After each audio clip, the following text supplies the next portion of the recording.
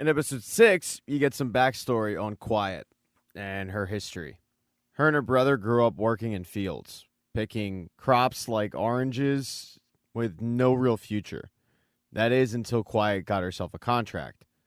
It was for a company called the OC. You work for 4 years and then you're promised a great house and a great location. She was assigned to domestic work. He was assigned to food. But the OC wasn't all it was cracked up to be. Instead of it being normal work like they were doing, it ends up being quasi-slavery. And on top of it, the people that they're working for were batshit insane. One of the things that was normal for these people was cutting off digits or ears and wearing them around as necklaces. So that's how Quiet lost her finger.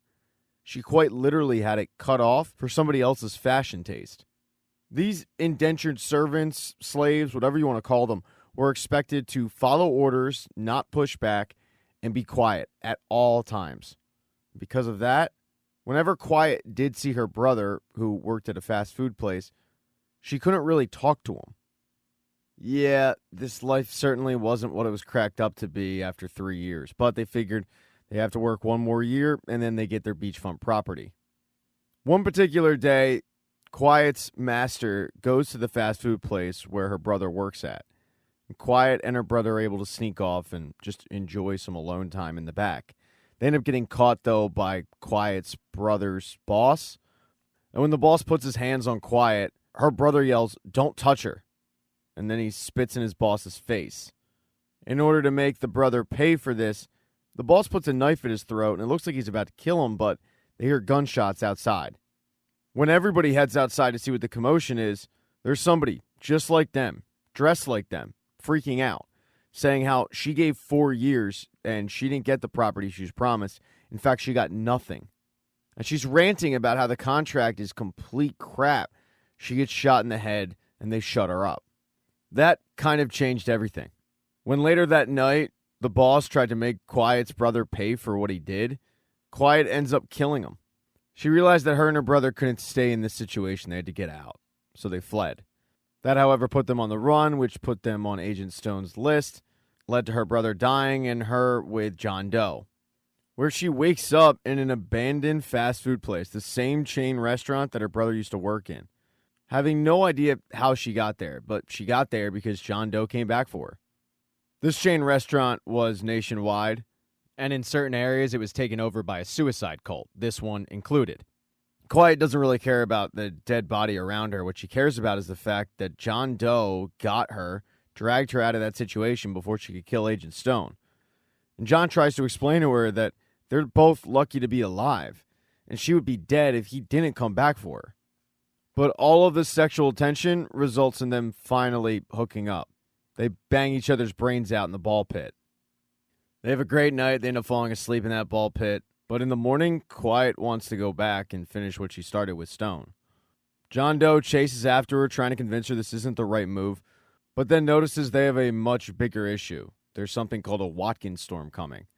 It appears to be like a lightning storm, but on steroids, and it takes no prisoners. You don't want to be outside when a Watkins storm rolls through. So even though Quiet does want to go back to Stone, she doesn't want to risk dying in a Watkins storm, so they both run back to the burger place. This will give John Doe a little bit more time to convince Quiet that heading back for Stone is just the wrong move. Because they have so much time to kill, these storms don't pass through quickly. They decide to start asking each other questions. Surprisingly, John doesn't ask her what her actual name is. He just asks her, "What's the coolest place you've been?"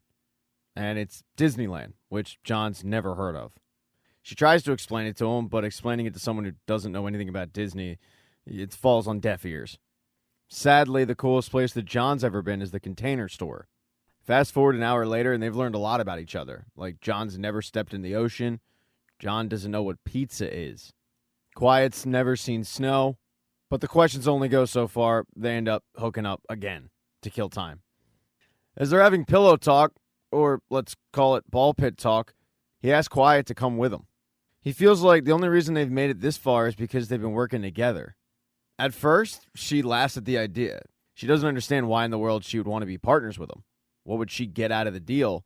And he tells her you'd get New San Francisco. If I complete this job, you get the same deal I get. You get a new life. Quiet's entire mood changes.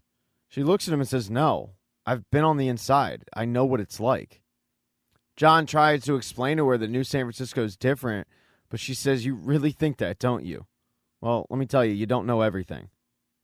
John needs another angle, and he tells her, even if you go back to Stone and you kill him, which you won't, by the way, there'll always be another Stone. She shoots back that John just doesn't understand, and this starts a little bit of an argument between the two. One of the things that John Doe tells her is that she can't keep walking around with the burden of her brother, and that sets Quiet off. But hours later, Quiet is crying in John Doe's arms because she knows that she probably does need to let go. She just can't do it quite yet. They fall asleep together that night. When they wake up, though, John Doe is alone in the ball pit, and he thinks, oh crap, Quiet once again bailed on me, and she probably took Evelyn with her. But he's pleasantly surprised to walk outside of the burger place and see that, no, Quiet actually decided to stay. In fact, she's going with him. She's packing up Evelyn with a bunch of supplies that they'll need to get to Chicago. She's decided to take John up on his offer and join the trip. She hasn't fully let go, but she's closer now than she was the day before. They both hop into Evelyn. A few hours later, they arrive in Chicago. But as they pass by the Welcome to Chicago sign, there's a nice spray-painted message that just says, Calypso is real. Thank you so much for checking out this recap. Please consider subscribing to the channel and subscribing to my Patreon. Hit thumbs up if you liked it. Smash that thumbs down button if you thought it sucked. If you left a comment, I don't get back to you. I usually don't check the comments unless they're like a super comment. Also, if you don't see the next video up on the end screen, not to worry, it'll be up in a day or two.